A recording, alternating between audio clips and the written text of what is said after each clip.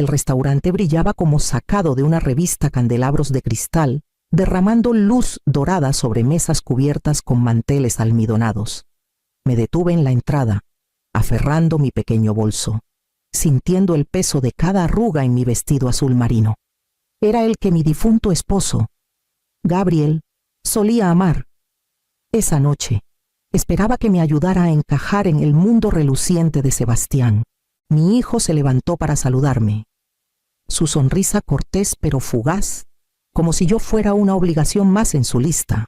Paloma estaba a su lado, el cabello recogido en un moño impecable, cargada de joyas que probablemente costaban más que el alquiler de un año de mi departamento. Agitó su mano manicureada hacia mí. «Florencia, te ves presentable», dijo, dejando la palabra flotar en el aire como un hueso arrojado a un perro callejero.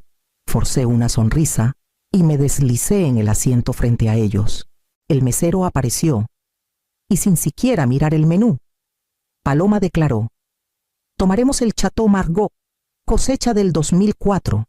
Me miró con fingida preocupación. «A menos que prefieras algo más económico».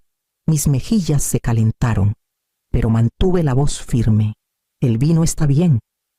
La cena se desarrolló como una obra bien ensayada. Sebastián habló de su ascenso en la firma. Paloma detalló su próximo viaje a Los Cabos.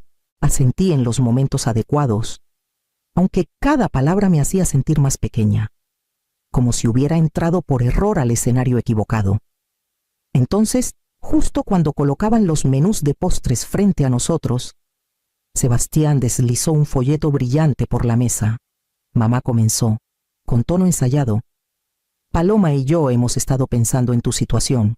Este lugar dio un golpecito a la portada. Una pareja de ancianos sonriendo en una felicidad de foto de archivo. Es una de las mejores comunidades de asistencia en la zona. Y accesible.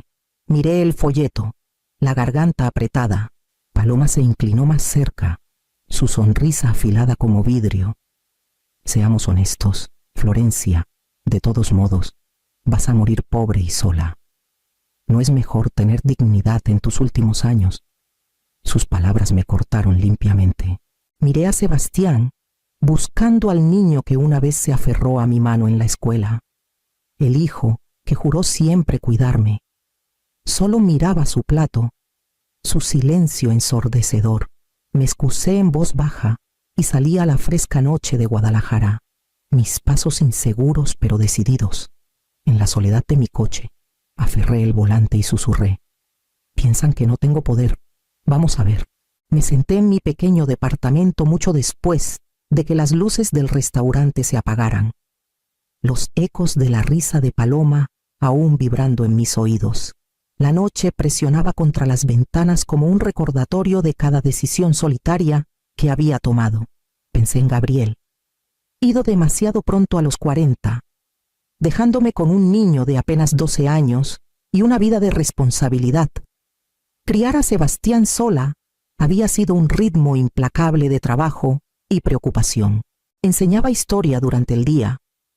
Luego daba clases particulares a estudiantes locales por la noche. Hubo semanas en que omití comidas para que él tuviera un almuerzo decente, para que participara en actividades que podrían asegurar becas. Recuerdo el invierno en que necesitaba un abrigo nuevo. Mi sueldo apenas alcanzaba, pero me negué a dejarlo usar chaquetas raídas. Lo salvé de la ruina más de una vez. Hubo una deuda universitaria oculta que pagué en silencio durante su último semestre, protegiéndolo de las consecuencias de un préstamo imprudente, y ni una vez me agradeció. Me dije que no importaba, que el amor no era transaccional. Me dije que algún día lo entendería. Pero esa noche, esa creencia se desmoronó como yeso viejo de una pared. Los ojos de Sebastián, fríos y distantes, seguían cada palabra de Paloma. Valoraba su estatus, sus vacaciones, su perfección, por encima de los años que había vertido en él, de las noches que pasé despierta preocupada por si estaba a salvo o alimentado. Me levanté y caminé hacia un rincón donde descansaban cajas con los viejos discos de Gabriel, intactos desde su funeral. Abrí una y revisé décadas de papeles, declaraciones de impuestos, cartas, recibos, inversiones. Entre ellos estaba una carpeta manila gruesa etiquetada Rosal. Mis dedos se detuvieron en la pestaña, recordando las instrucciones discretas de Gabriel. Guárdalo bien. Florencia, algún día podría ayudarte más a ti que a mí. La carpeta se sentía más pesada que cualquier hipoteca o préstamo estudiantil que hubiera cargado. Era un testimonio de prudencia, previsión y supervivencia. Esa noche parecía latir con promesas. El primer recordatorio tangible de que el poder podía existir silenciosamente, de que los años de sacrificio no tenían que ser inútiles. Cerré la caja suavemente, el peso de la noche presionándome, pero no aplastándome. Un plan comenzaba a tomar forma, y con él, el primer destello de control que había sentido en décadas. Me hundí en mi silla, los ojos fijos en la carpeta, sabiendo que el próximo paso cambiaría todo. La luz de la mañana se derramó sobre la alfombra gastada, resaltando las motas de polvo que danzaban en arcos perezosos. Saqué la carpeta etiquetada Rosal de su escondite y dejé que los papeles cayeran sobre la mesa de la cocina. Dentro había certificados de acciones, bonos, escrituras de propiedades, todo meticulosamente organizado. Mi respiración se detuvo al trazar la letra pulcra en acciones de Apple compradas en los 80, mucho antes de que la compañía se convirtiera en un nombre familiar. Había propiedades en pueblos poco conocidos, compradas baratas y mantenidas pacientemente. Gabriel había sido un genio discreto con el dinero, dejándome una fortuna que ni siquiera sabía que poseía. Tomé mi teléfono y marqué a Clara Méndez. El familiar clic de su tono de respuesta fue reconfortante. Clara, soy Florencia, dije, mi voz más firme de lo que sentía. Florencia respondió cálidamente. ¿Cómo estás esta mañana? Necesito una revisión completa de la carpeta. Rosal, dije, extendiendo los papeles sobre la mesa. Minutos después, Clara confirmó lo que sospechaba: mi patrimonio actual superaba los 23 millones de pesos. Todo líquido y accesible. Me recordó suavemente Florencia. Has estado viviendo modestamente por elección, rentando, manteniendo un perfil bajo. Has probado a Sebastián y Paloma, y ahora puedes actuar estratégicamente. Dejé que sus palabras se asentaran. Rentar había sido deliberado. Vivir simplemente había sido un experimento silencioso. Si pensaban que era pobre, los dejaría seguir en esa ilusión un poco más. Si creen que no tengo nada, que así sea, susurré para mí misma. Elegiré el momento para demostrarles lo contrario. El consejo de Clara fue pragmático. No les digas nada. Compra la propiedad en efectivo. Si es necesario, ponla en un fideicomiso, legalmente inexpugnable. Protégete mientras planeas tu próximo movimiento. Doblé los papeles, sintiendo una oleada silenciosa de control por primera vez en años. Los años de sacrificio, de silencio, de interpretar el papel de la viuda modesta me habían llevado aquí. Y ahora tenía las herramientas para convertir lo que creían que era mi debilidad en una fuerza innegable. Serví una taza de café y miré la carpeta, imaginando ya la villa que podría ser mía, y la vida que finalmente sería en mis propios términos. Mañana comenzaría a buscar el lugar perfecto. La mañana era fresca mientras Linda Ortiz conducía por las sinuosas carreteras de la Riviera Nayarit. Cada propiedad que pasábamos parecía demasiado pequeña o demasiado modesta. Ninguna igualaba la grandeza silenciosa que había imaginado. Apenas hablaba, dejando que mi mente vagara hacia Gabriel, hacia la vida que construimos juntos, y hacia la confianza tranquila que venía de saber que ahora tenía los medios para reclamar mi propio futuro. La tercera propiedad apareció como una visión, una villa de estilo colonial anidada junto al arroyo de los sauces. Los robles bordeaban el camino, sus ramas arqueándose como brazos acogedores. La fachada frontal, con sus puertas francesas y enredaderas trepando por las paredes de piedra, prometía historia y elegancia. Un vasto jardín de rosas se extendía por la parte trasera, con capullos apenas asomando en la primavera temprana. Al entrar en la villa, sentí una extraña sensación de familiaridad. En la biblioteca, estanterías del piso al techo se alzaban como centinelas silenciosos. Imaginé a Gabriel sentado en el sillón de cuero que alguna vez compartimos. Sus manos cruzadas sobre los lomos de los libros que amaba. El peso de la memoria me presionó suavemente, y por primera vez en años, me sentí en casa, antes incluso de reclamarla. Linda hablaba de valor de mercado, puntos de negociación, reparaciones menores, pero apenas la escuchaba. Tomé una decisión y la expresé claramente. Pagaré el precio completo en efectivo. Su boca se abrió ligeramente. ¿Precio completo? En efectivo. Podemos cerrar en 2 semanas. Que sea una, dije, dejando que la contundencia de mis palabras se asentara en la habitación. Al final del día, había organizado mudanzas, un cerrajero para cambiar todas las cerraduras y un jardinero para cuidar las rosas. Mi viejo alquiler permanecía intacto, un refugio temporal, mientras preparaba la vida que había estado esperándome silenciosamente todo este tiempo. Esa noche, en la quietud de mi nuevo espacio, acerqué mi diario y escribí lenta, deliberadamente en Moriré pobre. No moriré sola, moriré respetada. La tinta se secó bajo mis dedos, sellando una promesa que me había hecho hace mucho. Mañana recibiría a Sebastián y Paloma y observaría cómo enfrentaban una realidad que nunca esperaron, una realidad que había construido silenciosamente desde cero. Recibí a Sebastián y Paloma en la puerta principal con una sonrisa cortés, ocultando la satisfacción que había estado hirviendo dentro de mí durante semanas. Café ofrecí, señalando hacia la sala donde la luz del sol se acumulaba sobre los pisos pulidos. Intercambiaron miradas, sus ojos abriéndose ante la magnitud de la villa. Paloma entró primero, sus tacones resonando contra la madera. Esta casa es enorme, demasiado grande para una sola persona, dijo.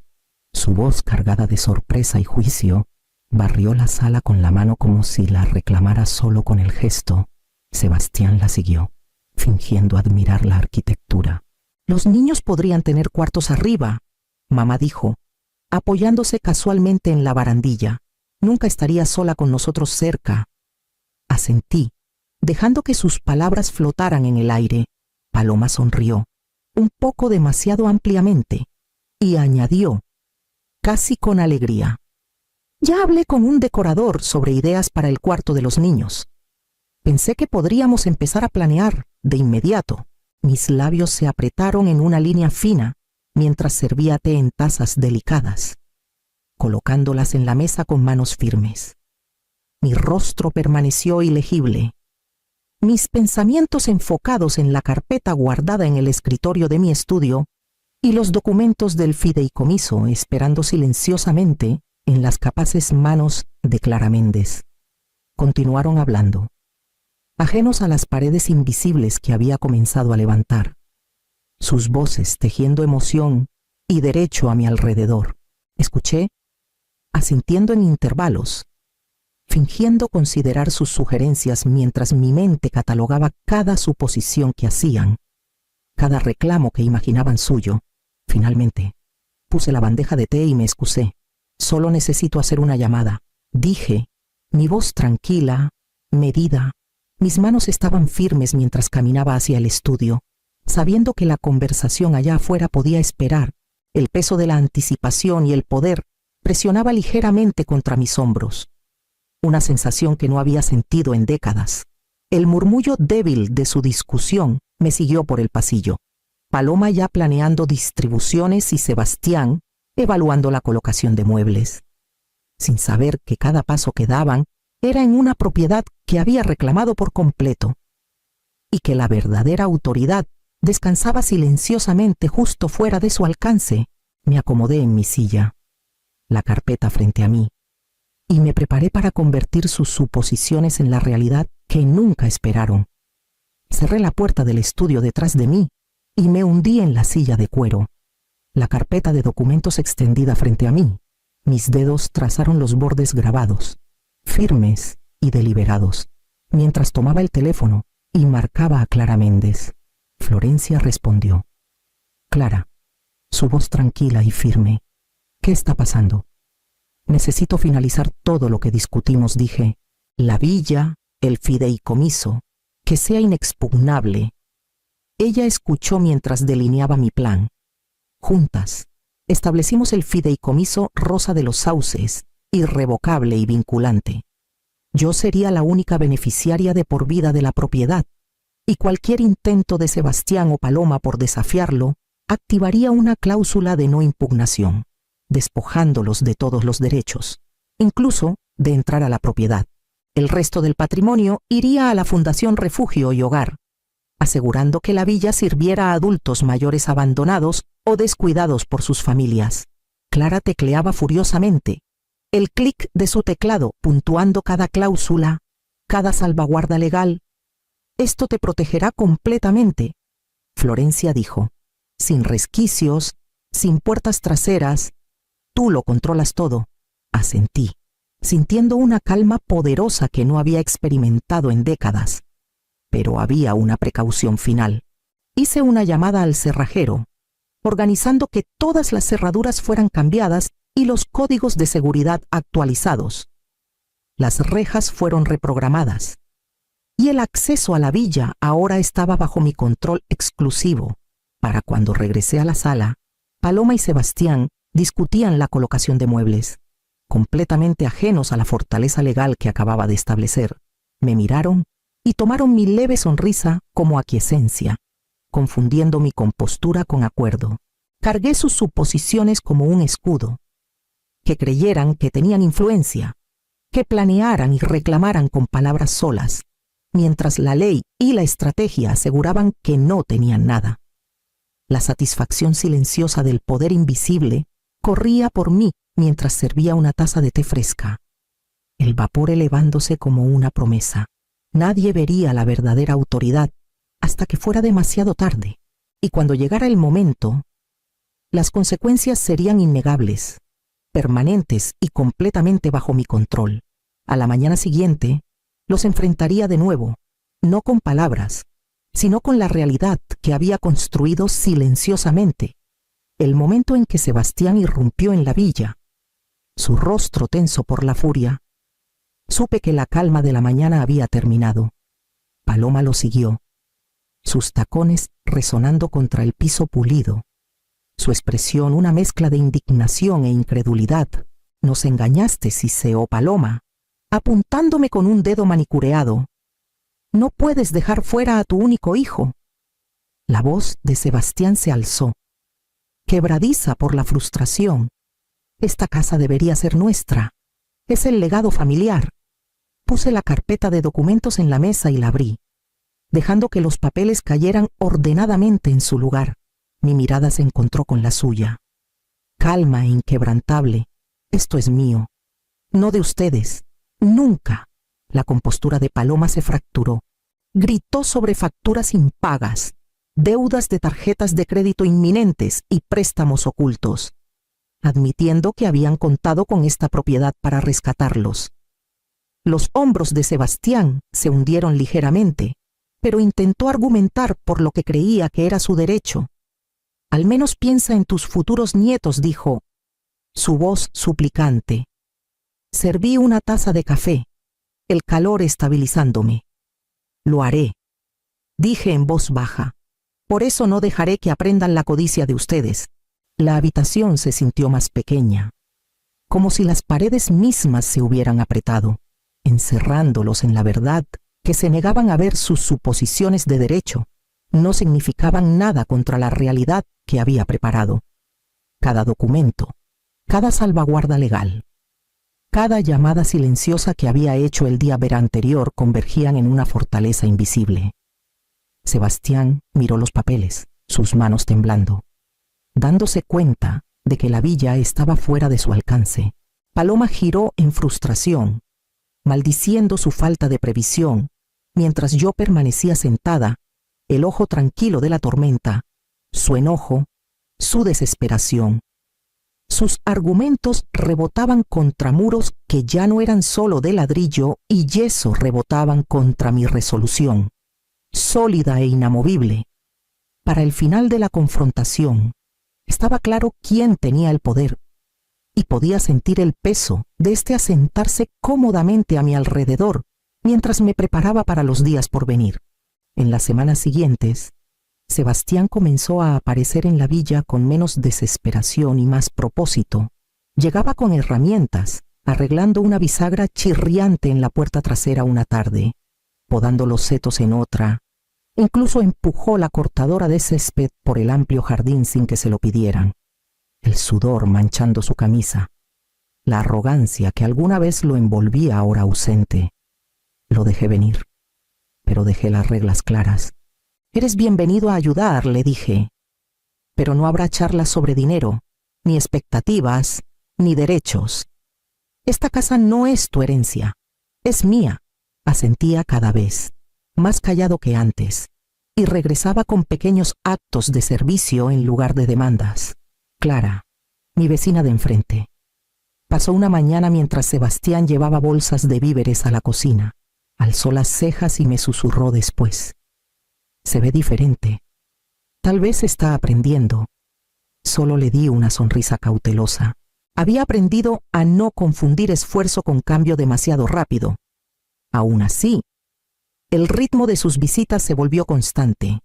Un sábado, le entregué a Sebastián una bandeja de esquejes de rosas que había guardado. «Plántalos a lo largo de la cerca trasera», dije. Se arrodilló en la tierra, sus manos torpes al principio, luego más gentiles mientras trabajaba. Me miró, casi tímidamente. «¿Recuerdas cuando plantamos rosas en la casa vieja? Debo haber tenido 7 años. Papá aún vivía». El recuerdo suavizó algo en mí. Aunque mantuve el rostro compuesto, trabajamos juntos en el jardín. El silencio, cargando más paz que nuestras palabras podían manejar. Al verlo presionar la tierra alrededor de las rosas jóvenes, sentí un destello del niño que alguna vez conocí.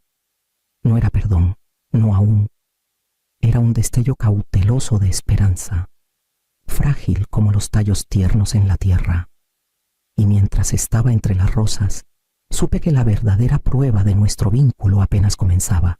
Tomó meses de preparación constante, pero finalmente cada papel fue firmado, cada cláusula finalizada. La villa ahora descansaba dentro del fideicomiso Rosa de los Sauces, inquebrantable e intocable, su futuro asegurado. Clara deslizó el documento final sobre su escritorio hacia mí, sus ojos cálidos con aprobación. «Nadie puede deshacer esto. Florencia, se mantendrá exactamente como lo deseas», asentí, el peso de los años aligerándose mientras la certeza tomaba su lugar. El testamento dejaba claro lo que las palabras ya habían decidido, cuando ya no caminara por estos pasillos. La villa pasaría a la Fundación Refugio y Hogar, sus jardines, sus cuartos, su biblioteca. Todo se convertiría en un refugio para adultos mayores abandonados o olvidados por sus familias. La sola idea me estabilizaba.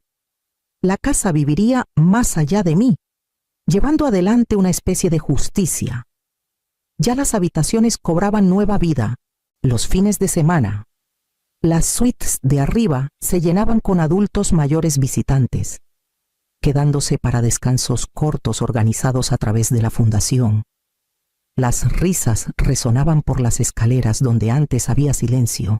La biblioteca, alguna vez vacía, ahora zumbaba con voces leyendo en voz alta, páginas girando, ideas compartidas sobre té. Las paredes parecían respirar de nuevo, no con derecho, sino con conexión genuina. Sebastián venía de vez en cuando.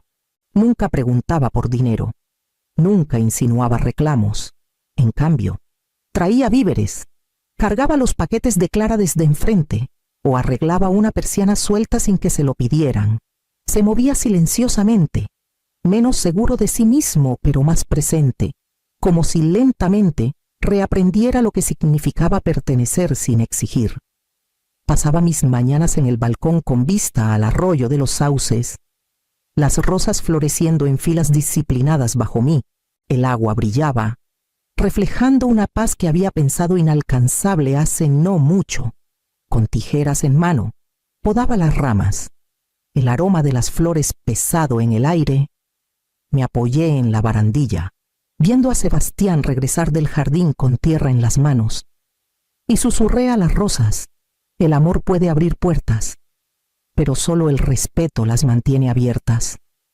Las palabras se quedaron en el aire quieto. Una promesa final a mí misma. Un voto sellado no en enojo, sino en fuerza silenciosa. Y supe entonces que la vida que había elegido y protegido era verdaderamente mía.